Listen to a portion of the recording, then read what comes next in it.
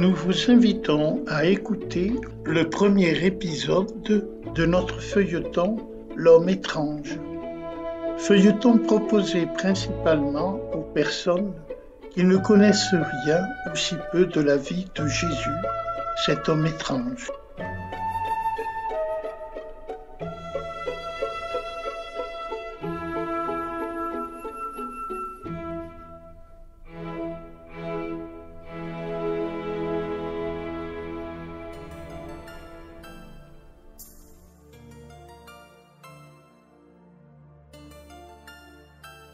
Dans l'histoire de cet homme, tout commença d'étranges façons.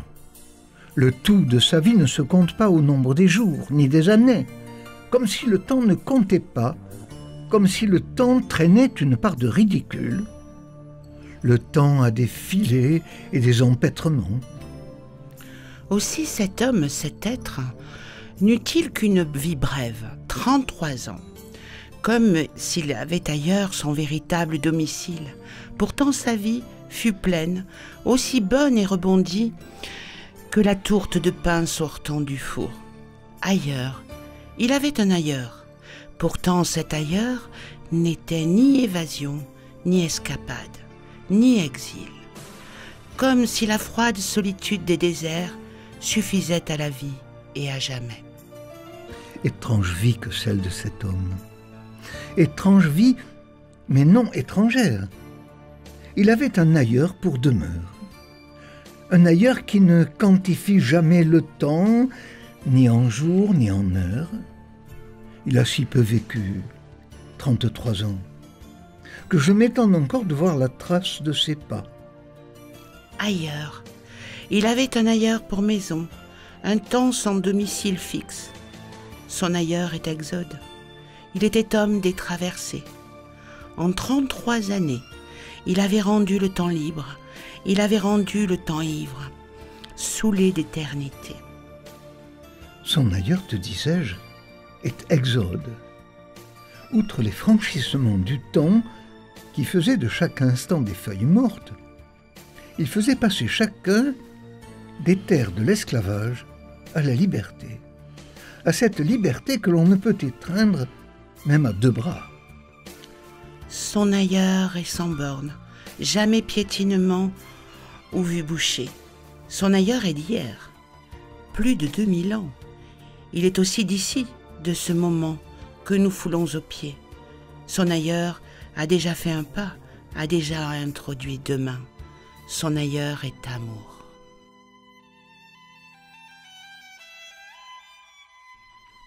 Il est franchissement de relations et affranchissement d'esclaves. Son ailleurs se frayait un chemin dans les destins même les plus rudes et aux mains rugueuses. Son ailleurs, te dis-je, est amour.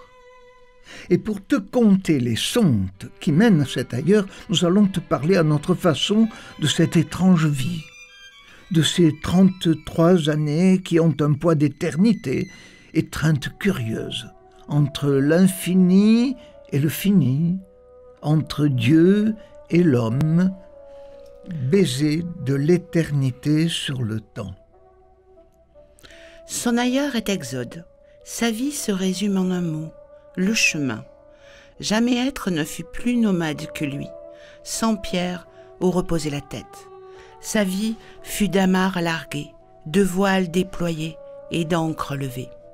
Avec lui, j'appris de Dieu qu'il n'est jamais un sédentaire et que, passés 3 jours, il faut que Dieu se lève, que l'homme ne s'enterre. Dieu vide souvent les lieux. Ainsi l'homme dont je te parle n'aima jamais les clics et les claques.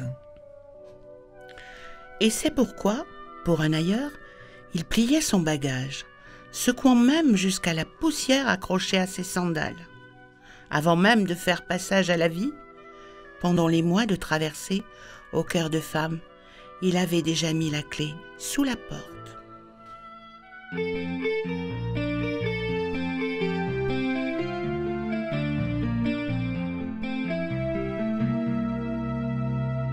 Ils avaient laissé leurs filets, leurs bateaux de pêche, leurs amis, plus au nord du grand lac salé. où le temps s'était endormi. Suivre les pas de l'homme étrange qui disait des choses qui dérangent, des paroles qui brûlaient le cœur en douceur, au point d'en désirer la flamme comme un homme d'une femme.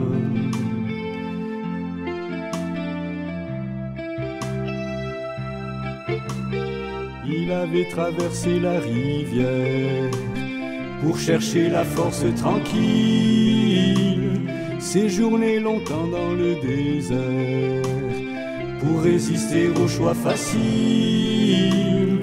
Et contre le flot du courant, seul il remontait le torrent pour aller rejoindre la source, sa ressource dont il disait être venu avant qu'on ne l'ait connu.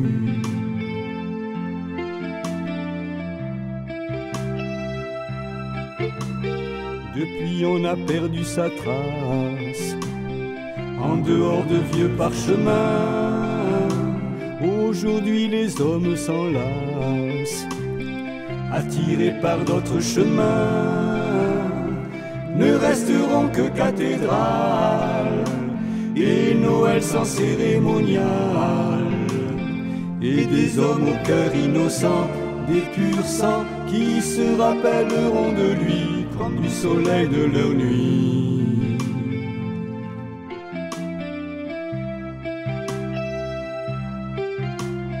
Ne resteront que cathédrales et Noël sans cérémonial, et des hommes au cœur innocent, des purs sangs qui se rappelleront de lui comme du soleil de leur nuit.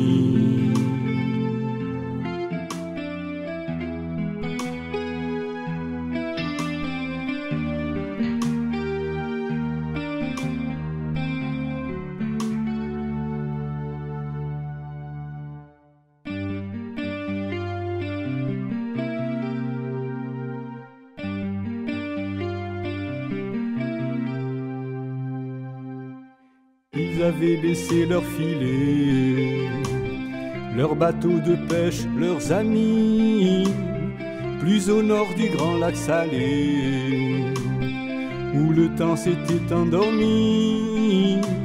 Suivre les pas de l'homme étrange qui disait des choses qui dérangent, des paroles qui brûlaient le cœur en douceur, au point d'en désirer la flamme comme un homme d'une femme.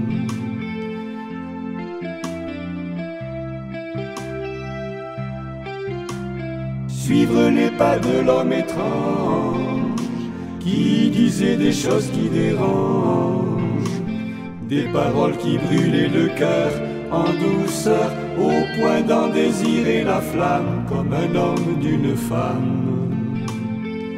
Comme un homme d'une femme.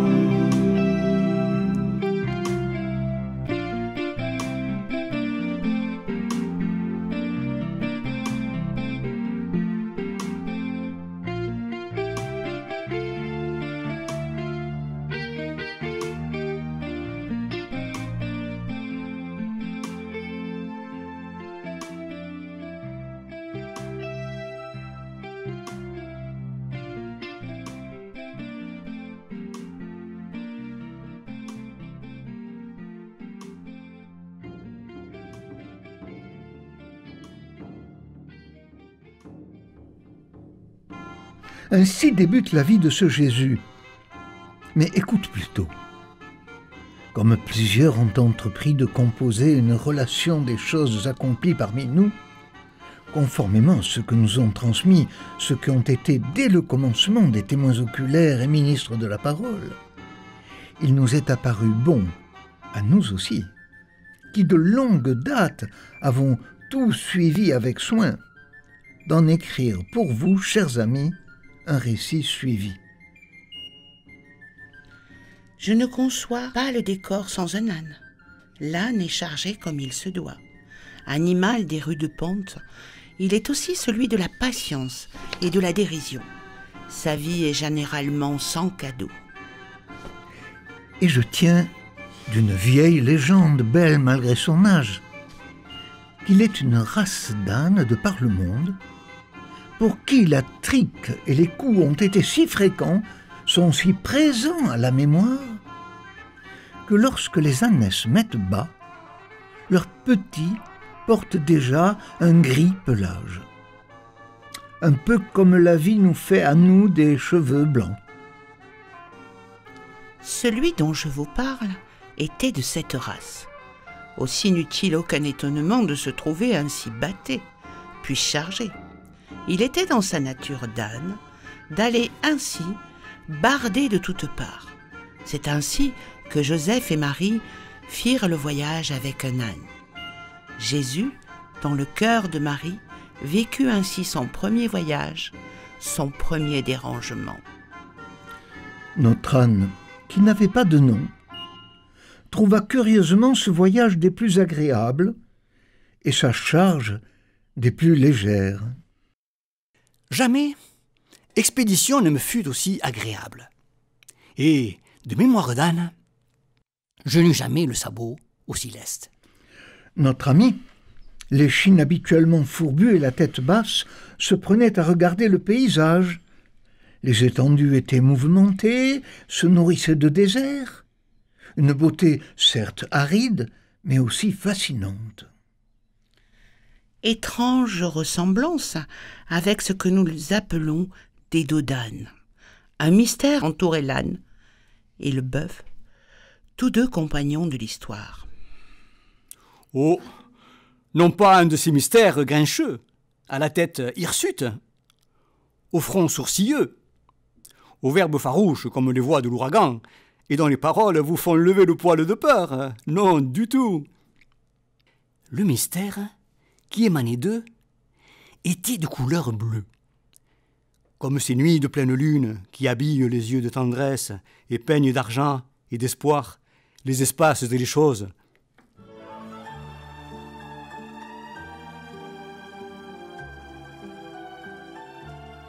Sur une idée et un texte de Bernard Berthuis et des chants d'Édouard Pérez, nous vous invitons à l'écoute de notre prochain épisode, La naissance de Jésus.